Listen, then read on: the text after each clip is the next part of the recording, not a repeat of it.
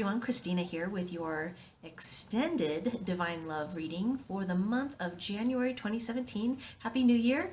And before I get into the reading, I would just like to announce that there are two things that are kind of special for the new year on my website. The first is I have created a synchronicity journal for 2017. It is like a weekly diary of all the little signs and synchronicities that you get from the universe that leads you toward divine love. And it has also embedded within it is a written summary of the year ahead reading. So if you haven't watched that video yet, you can go to my channel and see that. So it's a written summary of that, makes it a little bit easier to refer back to over the course of the year. And then it also has in it some Rumi poetry because I love it. so there's that. The other thing is if you would like a reading just like the year ahead reading that is posted, I have also left links for that down below as well. Okay, so now getting into the reading for January. I have to say there's a lot. Okay, when I'm looking at just the immediate energies kind of pulling on us and influencing each partner right now, there's quite a bit. It's a little bit confused. There's like a very confused energy, and there's a lot of overlap, or maybe not a lot of overlap, but the masculine feminine stuff that's working on us each right now. There's a lot of overlap between us, so that's interesting. But then when we get to the current energies and the advice, it's like any amount of confusion you're having right now, it's like chill out. Everybody just needs to chill out because everything's fine. So if you watched the year ahead reading, then it really is kind of like the overall energies of the year are all kind of working themselves out right now, and all of our touchstones are there reminding us, like, don't be silly, this month. Okay, so let's go ahead and get into it. The current energies surrounding us, I mean, and here's where the confusion begins, like right away. So in the monthlies, I pulled 2 cards for each. So we've got the Nine of Skies, and then we also have, here we go. There. Okay, so we have the Nine of Skies and the 8 of Chalices. And both of these cards, the energy of both of these cards, especially together, are kind of about leaving. Okay, this is about walking away from things that don't serve us. So when I was talking before, like that confused energy, both partners right now are having a real process about each other this month. And so there's this impulse to be walking away from stuff. This Nine of Skies is really about like the should I stay or should I go? And so you've got these white geese down here at the bottom who are chilling. They are staying on the ground. And then there's these other birds up here. I can't actually quite tell what kinds of birds those are, but it's very clearly a migratory season and a migratory stopover place. And these birds know it's time for them to go. These birds know it's not. And as an energy that we are sitting with right now, particularly around with this 8 of Chalices with us, it's like, God, should we walk away from this? You know, after all of the stuff from last year, last month, it's like, God, what am I doing? You know, it's like just like, oh, it's exhausting, and what am I doing? And so right now there's everybody's just kind of having this process about what's the right thing for me here. Okay, and they just pointed this to me. So this person who's walking away, they're walking into this big pink cloud, and so what they're saying is it's not about walking away from a person, it's about walking toward love. Okay, so if you are deciding like, oh, I'm one of these blackbirds who needs to take flight right now, or nope, I'm one of these geese that needs to stay put, ultimately the entire decision should be based on, am I flying toward love, or am I walking away from love or into love? You know, into alignment with that divine unconditional love. And so the answer to this question, if you're confused about this, is, well, which way is love? Is love right here, or is love, across, in the south of the border or south of the equator? Okay, so these two cards together just are about our energy right now, feeling a little like, God, what am I supposed to do now? But let's keep going, because pulling us out of alignment with divine love. And this actually goes along, I need to stop doing that. Okay, so this goes along actually with the feminine energy that we'll be balancing out on our side. This is, so you've got the tower here, but I like that in this deck, the tower card is actually a house that's kind of perched up on this cliff with presumably, yeah, and that's water flowing underneath. Basically like eroding away the foundation of this house.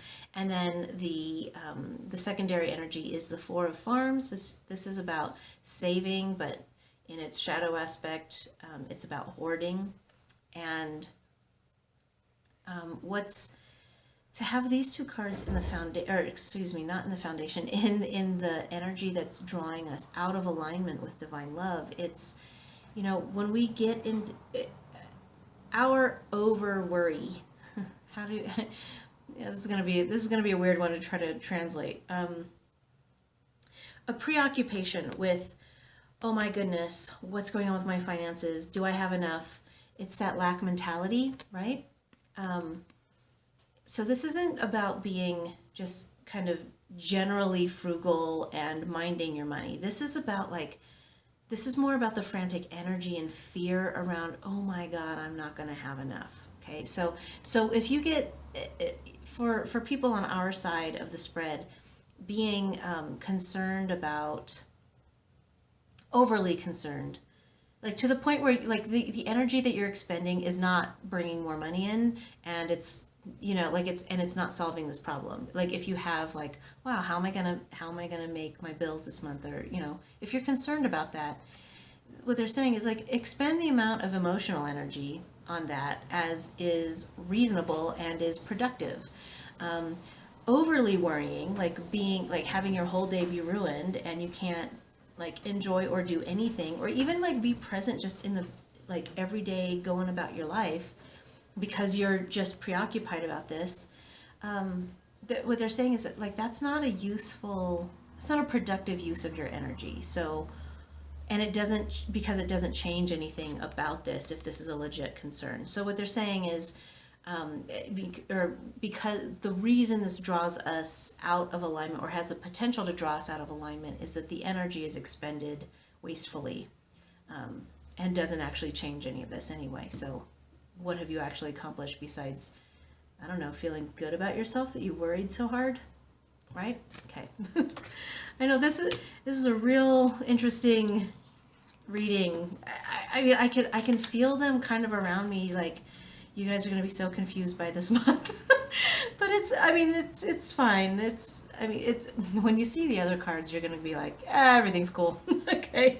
So drawing us into alignment with divine love, we've got the Two of Forests. I love these fuzzy little mushrooms that are growing up out of the decomposing forest floor. And then it's paired with the Chariot. And look at all this movement. Right? Like here's this movement, here's this movement, here's this movement. So this is about, so right now we're in this, so I'll come back, this place of like, wow, am I supposed to stay or go? What am I doing? And it's like, well, I feel like I should be moving towards something, and I'd hope that's love, right? So here, it's like, here is, God, it's just, it's almost so obviously like move toward love. Like, because these two little mushrooms are like, we're just holding on to each other out of the chaos that was like 2016. Like, if we want to talk about, I know we're all like, it's 2017, can't we be done with that 2016 thing? But these two mushrooms grow up out of the decomposing forest floor, and that forest floor is made up of all the shit of 2016. Like everything we let go of, everything that crapped on our parade, like everything that sucked. There it is. And this is showing you like, no, but you can, there's there's growth. Like that enables new things to grow. So so this is actually lovely, and it's like these two cards are the confirmation that this moving forward, the walking. I don't even want to say walking away. I just want to say like walking. The walking toward. This is more walking toward than walking away. Walking toward love. This big pink cloud of love. And here it is. Move. It's saying like move toward love. When you move toward love, then that obviously that draws you almost literally into alignment with divine love. But what they're saying is, specifically about this one, is take all of the dregs, the decomposing carcass that is 2016, or that was 2016. This is the time that, January is going to be about like finding some new thing, some new form of this cozy little love that is for you. And gosh, it's just so, and it's almost like nobody ever thinks about the mushroom, right? Nobody thinks about mushrooms like, oh, look at these cute, lovey little guys hugging each other. I mean, look at them. They're fuzzy. They're fuzzy and cute. I know. I'm serious. I told you the energy's kind of a little all over the place with this, but they're saying like there's a cute fuzzy little love for you. If you instead of think about I'm walking away from this person, this situation, etc., then you're walking toward love.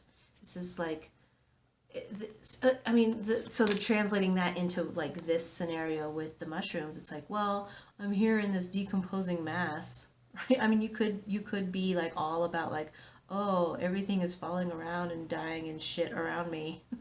But, or you could be like, yeah, but that's how new stuff grows. Okay. All right. I'm going to go to their side with the energies before I move into the masculine feminine stuff. Mostly because our side, one of ours is encapsulating both of theirs. And so it's fascinating all by itself. So let's go see what's going on with them, with our counterparts. So the current energy surrounding them, it's like here are two cards that basically mean the same thing. So they've got the Hermit, and they've also got the Four of Skies. And the Four of Skies is like the Four of Swords in traditional tarot. This is about literally like kind of resting, recuperating, taking a break from all of this overthinking. Like what I was saying on our side with this is, drawing us out of alignment is that overthinking and worry. And they're like, yeah, I'm just exhausted and I don't have time. It's not they don't have time. They don't have the energy to be worried anymore. So they're letting go of some of their worries. I'm also liking, so this Hermit card is like that the person in the, let's see if you can, there you go. So they're right here on this bridge, right in front of the moon. Sorry if I like put my whole mug right up in the camera. So like these two cards together are just like they're taking a break. This Hermit is walking on a bridge over some water, and as we know, water is indicative of emotions. So this they're I don't have a card that reminds us of it besides this one. It's like, you remember how in the last few readings it's like they were going through some crap. They're kind of hoisting themselves up out of the emotional turbulence, the waters of all of the stuff that they were going through kind of last month, and they're just taking a break from all of it. I don't get the sense that this is avoision. I said avoision! Sorry, I'm a Simpsons fan, and I totally... I'm gonna have to edit that. I cannot believe I did that. I'm not trying... Oh, God, okay. They're not trying to avoid or evade their emotions.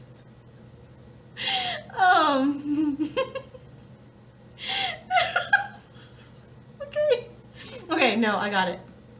All right, they're not trying to avoid this. They're just taking a break because they know that they need it. And what's a positive way of thinking about that is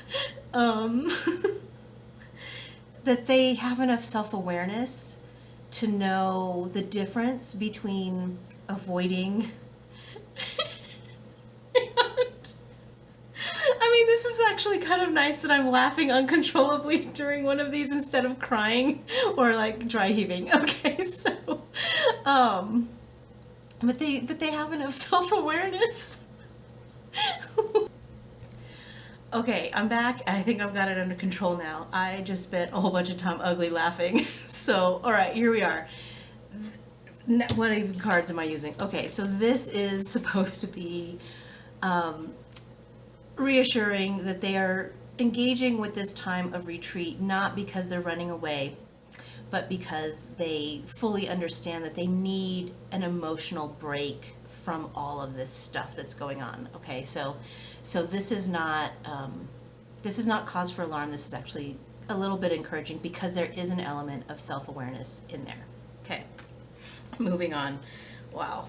I'm going to leave you a link down below for what that whole avoision thing was about and why that struck me so stinking funny. Okay, now, drawing them out of alignment with, from Divine Love is, they've got the Five of Deserts. This is a card about conflict, and then they also have the Page of Pentacles. And, you know, these two cards, you know, as an energy that draws them out of alignment with Divine Love, it's like the more that they are sort of these doubting giraffes. I need to show you this because, like, so whatever this giraffe is talking about, this other giraffe is like, no. And so when they are, it's almost like, here's you, right? Here's you being this giraffe, like, let me just tell you about things. And they're like, I don't know. And they like to hide behind a tree from you and all of that stuff. The more they do that, the more out of alignment with Divine Love that they are. But they also have with it the Page of Pentacles. And so this is also like their, you know, pentacles are earth and material. And pages are about messages and messengers, and it's like all of their, it's their, whatever their, oh, also pages are, whatchamacallit, they are kind of young, immature energies too, like in the court cards, they're the youngest and most and least experienced. And so it's like their own kind of clumsy communication behaviors, and that you know, when they don't like something, or when they're kind of being like, it's like their default position is, instead of curiosity, is to be like, no, and kind of be a little contrarian. So when they're doing that, that obviously draws them out of alignment with Divine Love. But this doesn't seem, honestly, this just doesn't seem that strong of an energy. It's just like, here's this thing that they kind of do, but for the most part, it's that they are just not engaging in anything right now, which is, you know, all things considered, kind of good. It's fine, you know? All right, now drawing them toward Divine Love. Wow. Okay, so I actually am going to show them to you this way, and I know, and I realize the reason I've been doing this whole time is because this is how they're laid out on the table, and I think it's important that these gazelles, antelope, whatever pronghorned creature they are, that they're running toward this. Okay, and so they have the Eight of Deserts. This is like the Eight of Wands, big, fast motion, right? And then they also have the Temperance card. But what I love about James Eads is an amazing person. I love the way he has depicted temperance in his deck. It's just water. It's just all of the water kind of whooshing, and then it's also got these two cups, and so it's not like the angel, you know, figure kind of pouring the water back and forth between cups and, you know, calling it temperance. This is about like balance, all of this emotion. Remember, like, water is emotion, and it's them bringing their emotions into balance. That's what this card is about. And then there's also, for some of you, there might be some substance abuse stuff. Temperance is also kind of about that, particularly around alcohol, like the temperance movement. But so the more that they kind of run toward trying to find emotional balance, this this hermit card was about kind of pulling themselves up out of the rapids in some ways, and just taking that moment to rest. And it's interesting that this would be something that draws them toward or into alignment with divine love. It's not that they're going to be running headlong into this month, but they understand that at some point they're going to have to engage with it head on, right? And so once they do that, even though they do deserve and require a bit of rest, at some point they know it's this is really an energy about an awareness that in order for them to really move forward in a meaningful way, they're going to have to take on whatever this emotional turbulence has been for them. They know that they have to stop being grossed out by the decomposing stuff, right? And then just go, yeah, but that's the only way new things grow. Okay? All right, now looking at their masculine and feminine aspects that are attempting to come there, it's guidance, and it's also kind of working on them, trying to come into balance right now. They've got Thor and Persephone.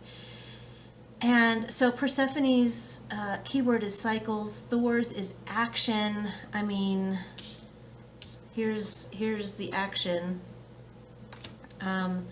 But Persephone, I like this so much. So Persephone has a little bit of this hermit energy with her too, because the reason why she's associated with cycles is that the mythology around her is that she gets stolen away to the underworld by Hades because Zeus promised that he could marry her, which is a total side story that doesn't actually resonate on this reading, so I'll just leave that. But basically, for the amount of time, there was something like she ate while she was down there, like all these rules, the Greeks with their rules on the Greek mythology with the rules about what you're supposed to be doing. So because she ate while she was down there, then she had to stay, but she could. What it ends up being is she has to spend 6 months of the year in the underworld, which is basically winter, okay? Because her mother, Demeter, was the goddess of agriculture, and I'm already digressing on this story that doesn't totally mean that much for what I'm going to talk about, but, I'm talking about it. So because she was so distraught over Persephone having been stolen away, she stopped tending her crops. And so the way, this is how the Greeks made sense of the seasons, right? So what winter would be, the fallow period, and so they've got a little of that going on, right? This kind of hermity, retreat, darkness time. They've also got Thor, which is this other one, which is let's get in there, let's do something. And they really are kind of caught in the cycle. They're caught in a little bit of tension between following the natural energy of this, if you're in the northern hemisphere, this winter period, this time of regeneration, retreat, and they're doing it. They're doing that. They're doing this rest and regeneration, but they feel very torn about it because what they are more used to is running, doing. Not that they're doing the thing where they actually engage and look at their problems. Not that kind of doing. They just need to be doing stuff so they can avoid it. But like I said, that's not where they're at right now. But they're feeling like. Again, it's about knowing that at some point they're going to have to take some action, and they're kind of just gearing up for it, kind of recharging their batteries and just knowing man, I'm going to have to do something about this, and it's going to take quite a bit of doing. So I'd better really steel myself for that.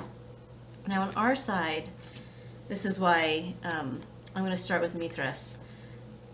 The masculine energy is Mithras, his keyword is sacrifice, and he's known as a god of action, sacrifice, cycles, right? Did I say action, sacrifice? Oh, action and cycles. Yeah, so basically it's like this god, this masculine energy encompasses these two energies, which has been happening quite a bit in these readings, where like we'll have a deity on one side and it will be in relation to one on the other. And so that's kind of, this is a different way of getting at it. So we've got one card, the masculine energy on our side is encapsulating all of what's kind of trying to get worked out on their side. But for us in particular, because it comes with Pomona, who is the goddess of plenty, remember what I was saying? So now I need to come back. So this Four of Farms, this worry that we have about, being, like not having enough. Pomona is here saying, look, you have plenty. There will be plenty. It's the reassurance that, that the energy is best spent on, well, okay, so instead of worrying about it, why don't you come up with a way to make that and make those ends meet? Come up with a new solution for this problem. And then Mithras here is, it's like, because she's here reassuring us that there's going to be not just enough, but plenty, like more than enough. Mithras for us on our side is, part of it is a reminder about them, but it's also about as you are trying to undertake the efforts to get, to earn what you need to make these ends meet, instead of worrying about it, it means that you're going to have to, there's only 24 hours in the day, and you're going to have to be really disciplined with yourself about how you prioritize all of the different kind of obligations, the different ways that you make your money. All right, and this does actually, it does feel like it's about money, not necessarily about. Well, actually, so I just got stopped right there. What they're saying though is, the biggest one is about money, but really the energy's about like just wasted energy on worry. That's what they were really trying to get at in this combination of cards. Is check yourself about how you're expending the energy of worry, because it does nothing to change the situation except to make you miserable. So find a different way to, it's not you're not irresponsible if you don't feel bad enough. Talk about, that's an interesting thing that people do with their emotions. It's like, well, I can't do anything about it, so maybe I'll just worry and feel really bad, so that I can feel like I'm responsible, like I'm not taking it for granted or not taking it seriously. It's like you can take the not being able to make your bills thing seriously, because it's serious, but like worrying about it doesn't solve the problem. It only makes you miserable, and it's that energy is something you could use turn that into creative energy. Come up with a new idea about how can I do this. Where I used to live in New Mexico, a lot of time, like this happened a lot in my community. The Las Cruces outside, so there's like the formal economy, which is, like what we all go do for a paycheck and all that. And then there's this informal economy where it's just like, okay, well, I'm not going to have a whole lot of money for groceries this month, but can I do this thing for you? And then, or can you do this thing for me and we can exchange, like, I'm good at this. Can we exchange like that in that kind of a way? And it's the simple energy exchange, and it wasn't about like, oh, well, I'm going to sit here and worry about it all day and be sad and angry and like beside myself. It's like, well, you know what, so and so has, I'm not going to be able to afford, like, my gas tank is empty, but like giving people rides and getting rides for people in exchange for, well, but I do have a surplus of food right now, so I can make, enchiladas for them in exchange for this, because I do have this, but I don't have like actual cash.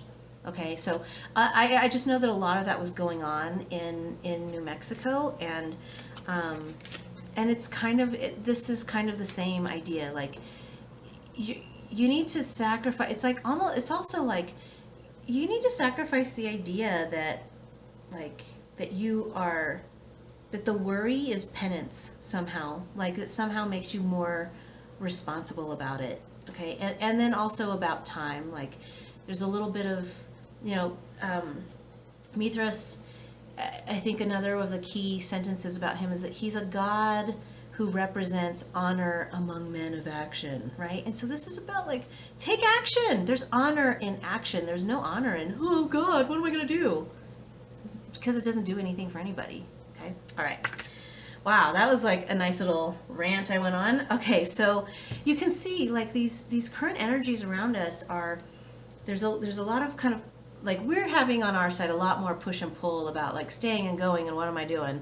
Their staying and going stuff is more about, or their stillness and motion tension is more about, gosh, am I going to take this on or not? Because it's scary or it's exhausting. But they know that they have to do it. There is an element of self-awareness on this side that is very reassuring. Our side is a little bit more confused. And I think another thing that's coming up with this Mithras card, because it encompasses their cards, like, I'm getting the thing, like, we also need to sacrifice the part of us that likes worrying about them so much. Okay, they're doing their thing. Everybody's awake. There's no, if you are coming to my channel because you want to talk about your sleeping twin, no, everybody's awake. It's just whether or not people are deciding to take on their stuff. Everybody's fully aware of what they've got going on. Okay, all right. Hoo-wee. All right, so all of that being said, like, the next 4 cards are kind of amazing. So let's start with the overall energies for the month between the partners.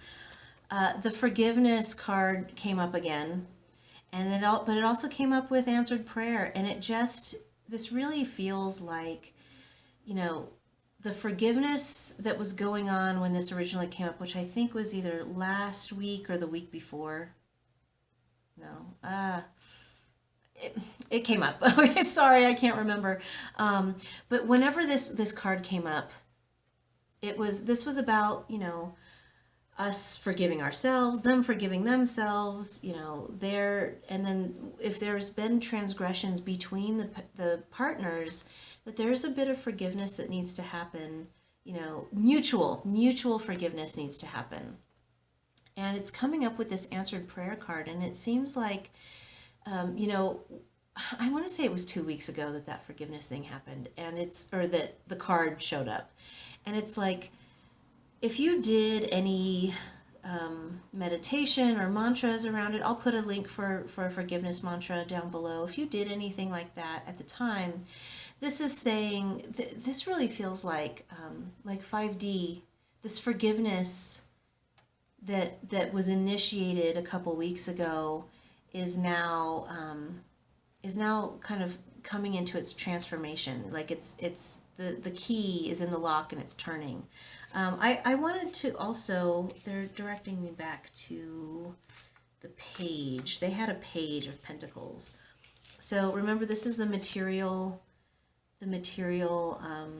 messaging and communication. I mean, so technically swords are communication, but pages are messengers, and the pentacle part of this is about this being 3D, like face to face, or like communication that there could be a transcript for.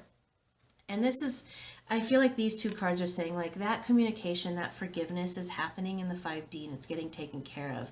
Particularly when you see the other cards, it's so reassuring. Oh my gosh, it is so reassuring considering kind of the bit of messiness and just sort of emotional fatigue that's happening for the month of January on both sides. So let's go ahead and look at that. I pulled, so this is I've started using the Universal Oracle, Universal Love Oracle, because with its words as sort of in the conscious, sort of conscious awareness of it. But then I like pulling a soul card to just kind of give us just a straight image of what the soul bond looks like right in the current moment. And look at that card. Look at it. So I mean, it's two figures, they're together. They're not facing each other, which is not surprising considering what we've already seen in the cards. But they're holding hands. This is, if you haven't watched the monthly, or excuse me, if you haven't watched the year ahead reading yet, like this is a card that's about that. And it's like, basically we got a message that the first half of the year is going to feel like we're not even this close to each other. We're just like far away doing other things. But we have to sort of trust that the bond is always there and you can't outrun it. And so this is a card that is, the bond is there.